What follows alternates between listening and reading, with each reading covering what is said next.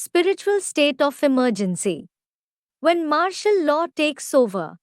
साहूकार प्रजा में ऊंच पद पाने का क्या राज है?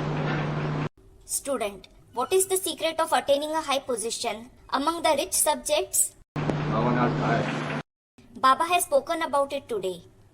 साहूकार प्रजा में ऊंच पद पाना है तो जितना अपने अंदर ज्ञान है वो दूसरों को सुना सकते हैं ना।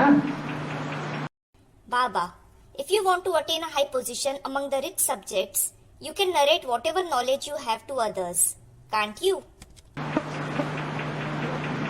भक्ति मार्ग में भी माना जाता है It is also believed in the path of bhakti कि जो दूसरों को इस जन्म में धन दान करते हैं those who donate wealth to others in this birth, तो अगले जन्म में क्या बनते हैं?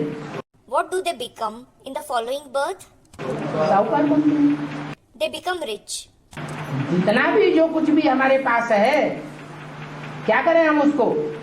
Whatever we have, what should we do with it? ईश्वरीय सेवा में लगाएं। We should use it in the Ishwariya service. जितना हम सेवा करेंगे The more we do service, उतना हमारा पद ऊंच बनेगा। the higher the position we will attain. सिर्फ राजाई का ही पद नहीं होता है। There isn't just the position of a king. जैसे राजा के साथ रानी बैठती है Just like a queen sits along with the king, ऐसे राजा के साथ बड़े बड़े साहूकार भी बैठते हैं। similarly, very rich men also sit with him.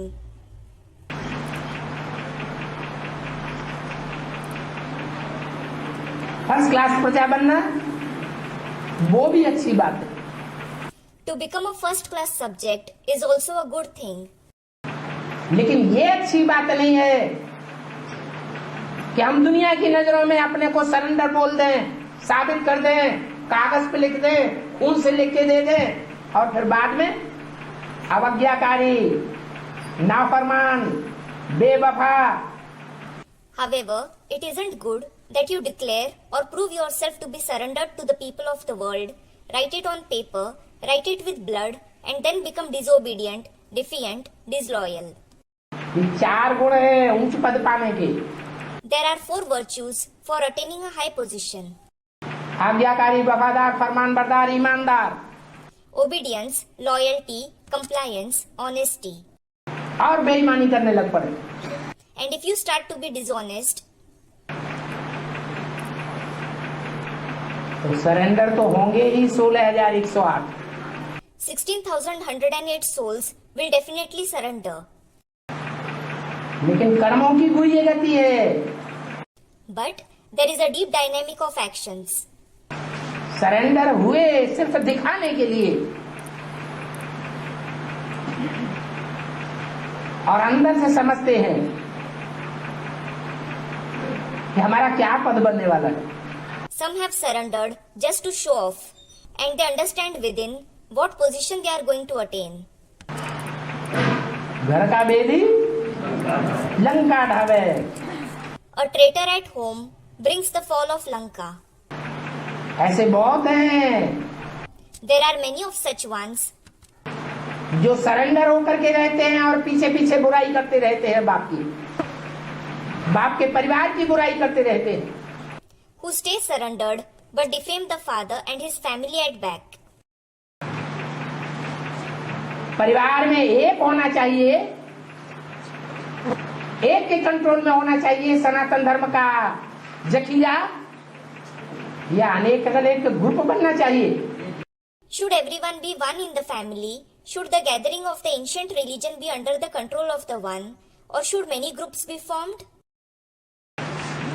ऐसे भी नहीं कि बनेगा नहीं, It isn't that such groups won't be formed. बनेगा तो जरूर। They will certainly be formed.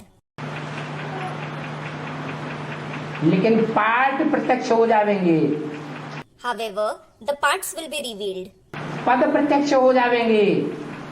The status will be revealed.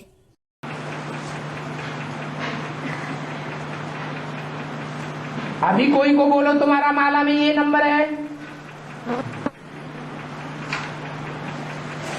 तो कोई अपने को नीचे साबित करने के लिए तैयार नहीं होगा। Now, if you tell someone that he has this position in the rosary, no one will be ready to accept himself to be low. ये सेवा का फील्ड इतना प्रत्यक्ष हो जाएगा, दिस सर्विस का फील्ड इतना प्रत्यक्ष हो जाएगा कि उंगली उठाने की दरकार ही नहीं रहेगी.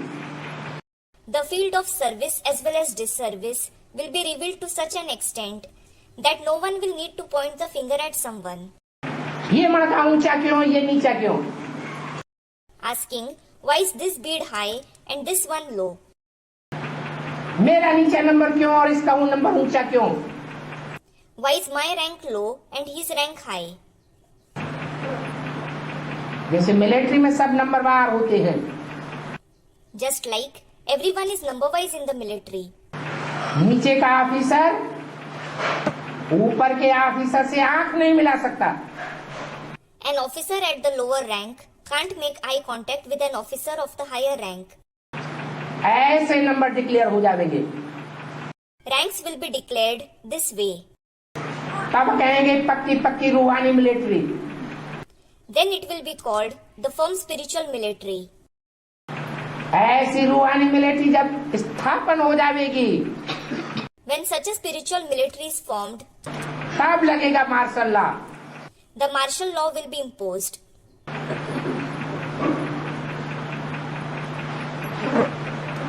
रूहानी गवर्नमेंट का मार्शल कौन होगा? Who will be the marshal of the spiritual government? तब प्रत्यक्ष होगा. It is then that he will be revealed.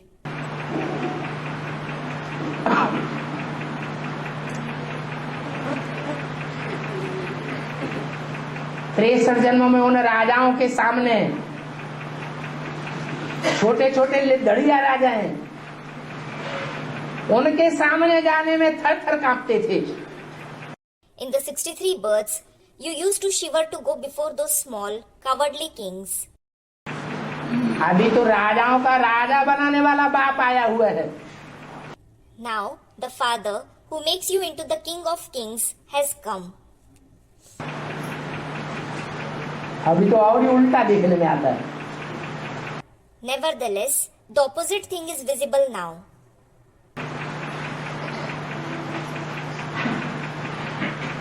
बाप को सोचना पड़ता है कि समझानी दूं या न दूं.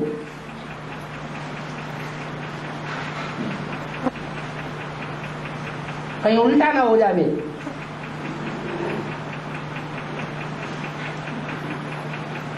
ग्लानि करने का महापात्र न बन जावे. The Father has to think whether he should explain or not, lest something goes wrong, lest he commits a grave sin of defaming him.